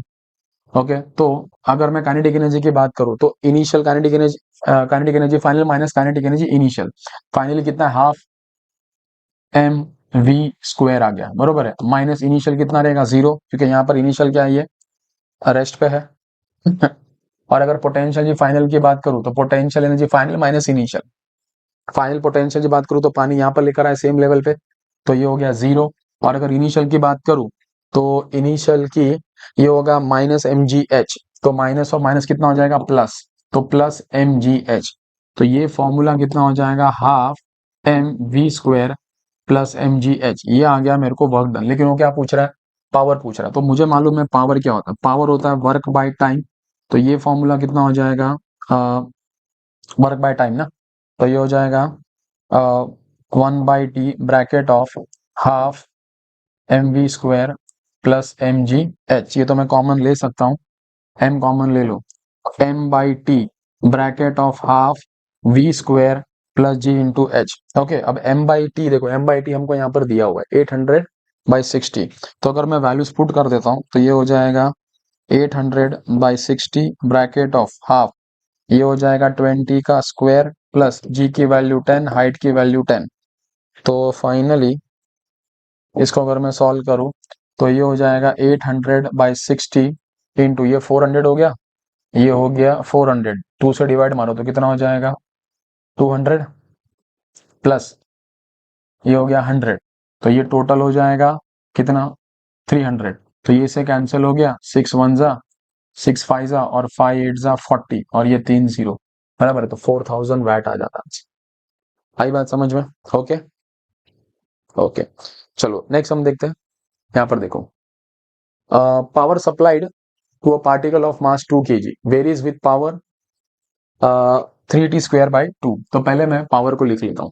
पावर का वैल्यू कितना दिया, 3t² by 2, where t is the time and v is the velocity. बराबर, at time t equal to 0, velocity कितना है 0, तो 2 सेकंड पे वेलोसिटी कितना होगा। यहाँ पर हमको रिवर्स इंटीग्रेशन करना पड़ेगा।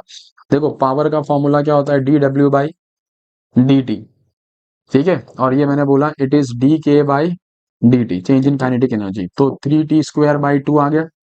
अब इसको dk और यहाँ पर 3t/2 इंटू dt, अगर मैं इसको इंटीग्रेशन करूं, ठीक है, लेट से इफ आई इंटीग्रेट दिस, तो जब टाइम जीरो है तो वेलोसिटी भी जीरो है, बरोबर है, ठीक है। और जब टाइम इनिशियल वेलोसिटी जीरो तो काइनेटिक एनर्जी भी जीरो है, और जब 2 सेकंड पे वेलोसिटी कुछ होगी, ठीक है, टी पे, तो काइनेटिक एनर्जी भी कुछ तो होगी। ओके, तो यहाँ पर ये कितना आ जाएगा, k इज इक्वल टू 3/2 और ये हो जाएगा t³ by 3, यस और नो, t³/3, और ये रहेगा 0 to t। ओके, अब यहाँ पर अगर मैं बात करूं तो काइनेटिक एनर्जी कितना होता है, काइनेटिक एनर्जी हो जाएगा हाफ, ये हो गया 0, और काइनेटिक एनर्जी होता है हाफ mv², ठीक है, हाफ mv²। ये हो गया 3/2, 3 कैंसिल भी कर सकता हूं मैं, तो चलो ठीक है, फिलहाल ऐसे लिख लेता हूँ। और ये कितना हो जाएगा t³ ना, और फाइनल कितना बोल रहा है, ये इसने 2 दिया है, तो यहाँ पर 2³ डिवाइड है ना, 2³ -0। ओके, और मास कितना दिया, मास भी इसने 2 दिया है, तो यहाँ पर अगर मैं पुट कर दूं ये मास की वैल्यू भी 2, तो 2 2 से कैंसिल हो गया, यहाँ पर बचा v², 3 3 से कैंसिल हो गया, 2 2 से कैंसिल हो गया, तो 2 का स्क्वायर कितना आ गया, यहाँ पर बचा क्या 2 का स्क्वायर, तो वेलोसिटी कितना आ गया 2 मीटर पर सेकेंड। आई बात समझ में? So that is your final answer, देख लो। नेक्स्ट हम देखो, an engine can pull 4 coaches at a maximum speed of 20 metre per second. समझो अगर मैं बोलता हूँ एक कोच का वेट, ठीक है, W है, एक कोच का वेट जो है वो W है, तो 4 कोच का वेट कितना रहेगा 4W हो गया। Maximum speed at 20 metre per second, mass of the engine is twice the mass of the every coach. अगर एक कोच का मास बराबर है, एक कोच का मास बराबर है W है, तो इंजन का कितना हो जाएगा, उसका डबल, मतलब ये इंजन का हो गया, दैट इज 2W।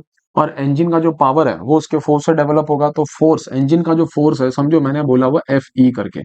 ओके, और ये मैक्सिमम कितना स्पीड से चल रहा है, मैक्सिमम चल रहा है 20 मीटर पर सेकंड से, मतलब एक्सेलरेशन कितना हो गया 0 हो गया, मतलब स्पीड बढ़ नहीं रहा है। ओके, और यहाँ पर जब ये चल रहा है, डब्बा चल रहा है, तो यहाँ पर क्या बोल रहा है, assuming resistive forces to proportional to the weight. तो रेजिस्टिव फोर्स जो रहेगा वो इसके ऑपोजिट डायरेक्शन में एक्ट करेगा, और जो फ्रिक्शनल फोर्स होगा बरोबर है वो होता है म्यू टाइम्स ऑफ mg। तो मैं यहाँ पर बोलता हूँ म्यू की जगह मैंने k ले लिया, k टाइम्स ऑफ mg, मतलब वेट के बराबर बोला ना उसने, तो k टाइम्स ऑफ वेट, तो टोटल वेट कितना आ जाएगा 6W। तो फ्रिक्शनल फोर्स कितना आ गया 6 टाइम्स ऑफ kW। ओके, और एक्सीलरेशन 0 है, मतलब एक्सीलरेशन 0 है, मतलब क्या हो गया, एक्सीलरेशन 0 है मतलब नेट फोर्स क्या है, नेट फोर्स 0 है, और नेट फोर्स 0 है, तो यहाँ पर क्या रहेगा FE किसके बराबर गया, इंजन का फोर्स किसके बराबर आ गया, इंजन का फोर्स आ गया, इंजन का फोर्स इंजन का फोर्स आ गया 6 टाइम्स ऑफ kW के बराबर। आई बात समझ में, मतलब फ्रिक्शन फोर्स के बराबर आ गया।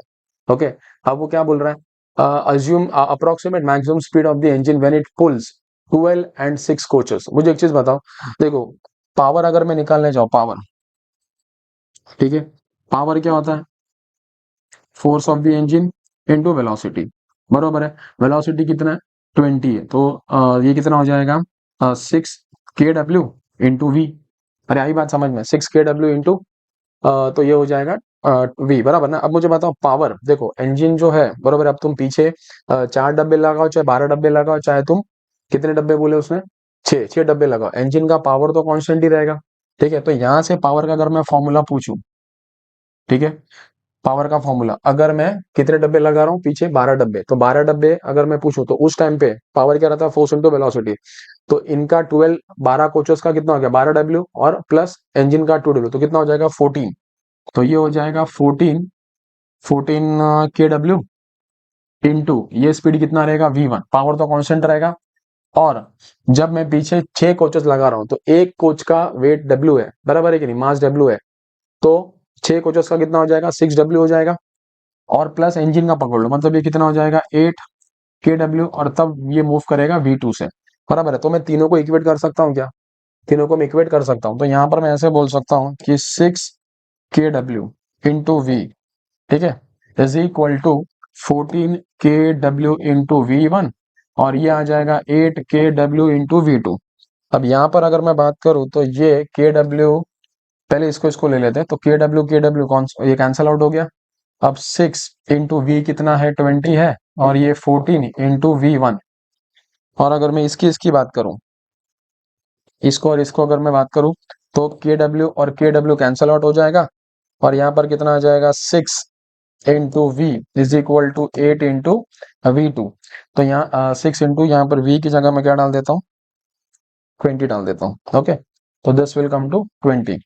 अब यहाँ पर क्या आ जाएगा 14 ना, तो कैंसिल, इसका कैंसिलेशन कर लेते, फटाफट सॉल्व कर लेते, कितना आ जाएगा ये 2 7 जा 14 और 2 10 जा, तो कितना हो जाएगा ये 60/7 आ गया।